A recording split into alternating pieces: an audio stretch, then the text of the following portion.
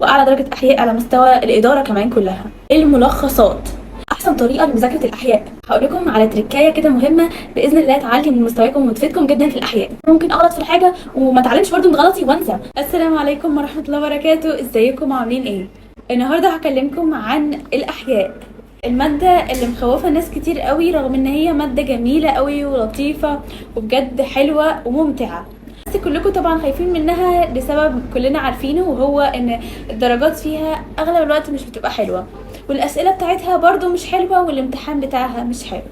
بس في الفيديو ده يا جماعه باذن الله هقولكوا على كذا طريقه خلت درجتي الحمد لله من احسن الدرجات في الاحياء بالنسبه لدرجات 2022 كلها. فانا في الفيديو ده هقولكوا على الطرق اللي انا عملتها، طرق المذاكره، الكتب الخارجيه اللي انا كنت بستخدمها، كنت بسمع مين على اليوتيوب او كنت باخد مع مين كمان في السنتر، الحاجات التريكات كده اللي خلتني اقدر اجيب درجه عاليه في الاحياء في السنه بتاعتي اللي هي 2022. اغلب الطلبه كانوا واقعين اصلا بسبب الاحياء في الدرجات، والحمد لله كانت درجتي من اعلى، يعتبر اعلى درجه احياء على مستوى المدرسه كلها، واعلى درجه احياء على مستوى الاداره كمان كلها. انا كنت ناقص 9 درجات في الاحياء والحمد لله كانت من اعلى الدرجات يعني. اول حاجه هتكلم عليها انا كنت باخد مع مين. انا كنت باخد مع مستر اسمه محمد ياقوت، وقلت لكم عليه قبل كده، علشان خاطر مجموعته كانت صغيره مش كبيره، وكنت بقدر ان انا اساله وبيرد عليا هو بنفسه، ما بيقوليش اسال الاسيستنت والحاجات دي كلها، وانا كنت بحب كده جدا. كنت بساله وكان بيرد على اسئلتي كلها، بس برضو كان ساعات بيرد عليا ردود مش مقنعه. انا بحب ان انا ابقى اكون صريحه معاكم في كل حاجه بقولها، مش بحب ان انا بقى اجود ولا احسن في حد ولا اسوق في حد، عمري بجد ما بعمل كده. انا بقول لكم كل حاجه بصراحه. خدت المراجعه النهائيه مع مستر احمد قطب، واخدتها معاه اونلاين مش سنتر ولا اي حاجه، لان انا جربته في السنتر العدد كبير جدا، كنت بقعد اصلا في الديسك كده مزنوقه، ودوشه بقى ساعات تيجي من ورا حاجه مهزله جدا. ده غير ان اي سؤال عندي اساله الاسيستنت، ده غير انه بيتاخر على الحصه جدا، بيضيع لي وقتي. علشان كده اخدت معاه المراجعه واونلاين. مستر محمد ياقوت اخدت معاه اثناء السنه شرح وسنتر. بالنسبه بقى لاي حاجه ما كنتش بفهمها قوي او كنت ببقى عايزه اعيد عليها تاني من ناحيه الشرح وكده، عايزه افهمها اكتر يعني، كنت بستعين بمستر محمد صالح. مستر محمد صالح بجد بالنسبه لي شرحه كان ما شاء الله جميل جدا، وكان بيعجبني جدا بجد. كنت بحس ان انا بفهم فعلا من شرحه بيوصل لي قوي. بس هو طبعا ما كانش بيحل يعتبر على اليوتيوب خالص، بس فانا كنت اي حاجه مش فاهماها كنت بروح اسمع مستر محمد صالح في اي درس. وعلى فكره الجزء بتاع الدي ان اي والار ان اي هو مش صعب، عشان في كتير قوي ناس بيشوفوه ان هو صعب. هو فكرته ان هو عشان في الاخر فبنستصعبه، علشان بيكون خلاص بقى جبنا اخرنا من المنهج وجبنا اخرنا اصلا من السنه كلها، فبنستصعبه. لكن هو مش صعب يعني، لو اتاخد في الاول هنلاقيه مش صعب خالص وعادي. انتوا عارفين ان انا الار ان اي ده انا كنت قعدت ابدل في مدرسين، واروح عند ده مراجعه واروح عند ده سنتر وكده. التبديل ده خلاني ما عرفتش اخده مع حد من اوله، فقررت ان انا اقعد في البيت واخده مع نفسي في اليوتيوب. ففعلا سمعته من اليوتيوب لوحدي. سمعت مستر محمد صالح كان منزل شرحه، عدت عليه تاني مع مستر احمد قطب كان منزل شرحه يوتيوب، عدت عليه تالت مع مستر انا مش فاكراه بصراحه، بس يعني كان في مستر تالت كان بيشرحه برده حلو، عدت عليه وسمعته مره تانية. فعدت عليه كذا مره عشان ار ان ايه من كتر ما هو في الاخر بقى فمش متقبلينه قوي صعب بالنسبه لنا.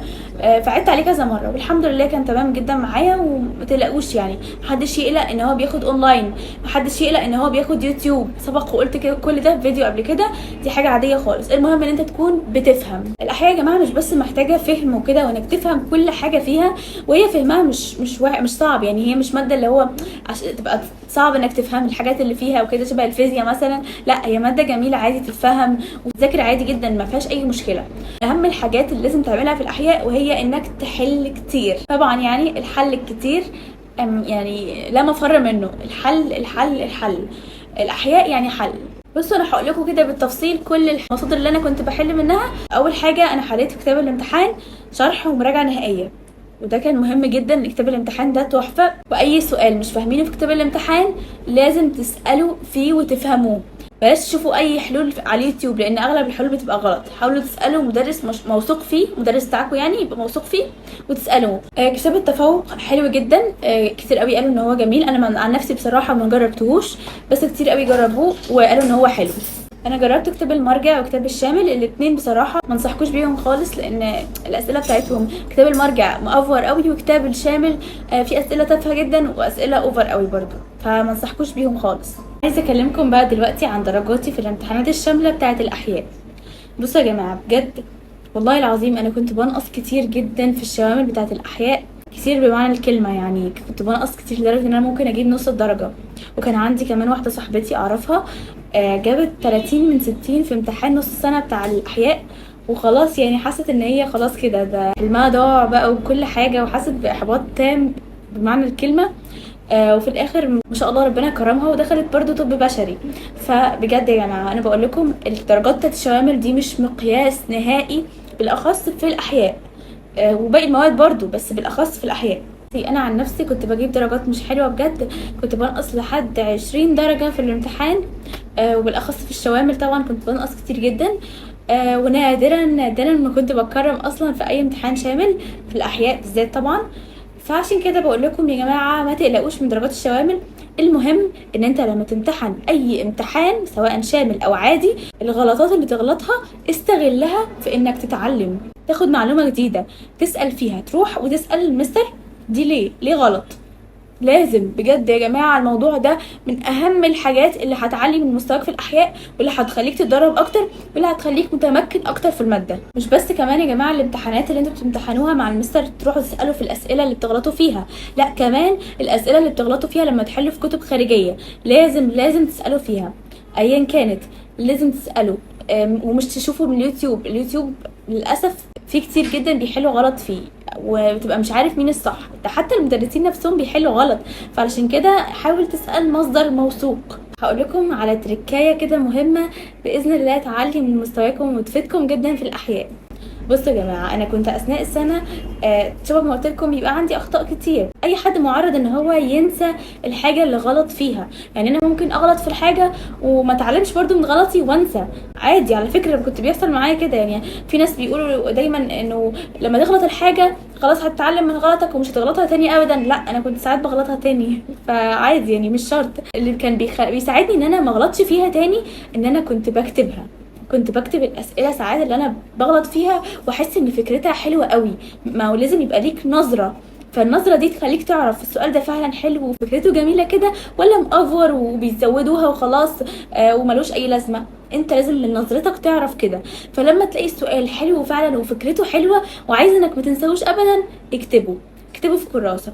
انا كنت كاتبه فعلا في كراسه اسئله كده كتير، وعملتها لكم كمان ملف وحطها لكم في اول كومنت ان شاء الله في ديسكريبشن، عشان برضو تشوفوا الاسئله بتاعتي وانتوا كمان تعملوا كده. لازم انتوا تعملوا كده بنفسكم عشان ما تنسوش ابدا الاسئله اللي بتغلطوا فيها واللي حلوه وفكرتها حلوه.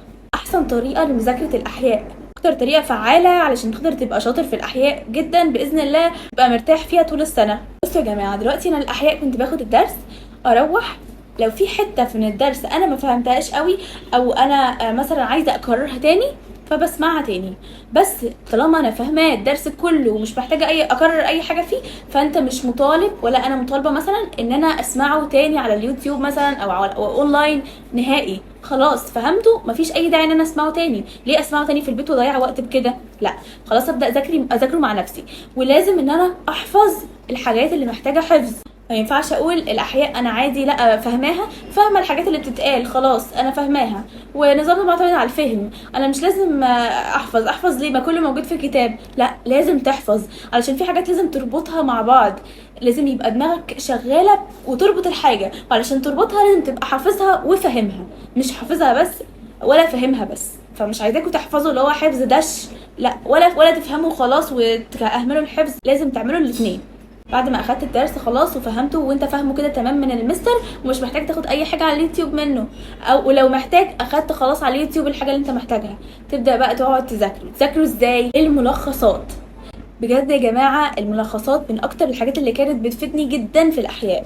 كنت بعمل ملخص لنفسي، مش ملخص بقى اللي هو ابدع فيه بقى وحاجه روعه وخرافيه، لا، الحاجه اللي ابدعت فيها فعلا كان ملخص الجيولوجيا، واللي انا نزلته لكم وهنزله لكم ولسه هنزله على مدار السنين، لان انا الملخص ده غالي عندي قوي وعملته بجد بكل حب عشان خاطر افيد بيه الدفعات اللي جايه. لكن انت مش محتاج تعمل شبه ملخص الجيولوجيا ده، هحط لكم صوره منه اهو على الشاشه.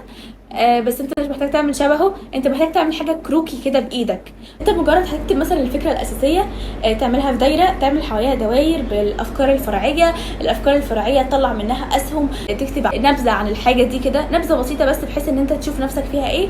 ده كده الملخص. تلخص من الكتاب وهو مفتوح ولا وهو مقفول؟ بصوا، لو انت خلاص عارف انك حفظته وقريت كويس عشان تحفظ وخلاص كده انت قلت لنفسك انا كده حفظت وعايز اختبر نفسي، تقفل الكتاب وتعمل الملخص ده.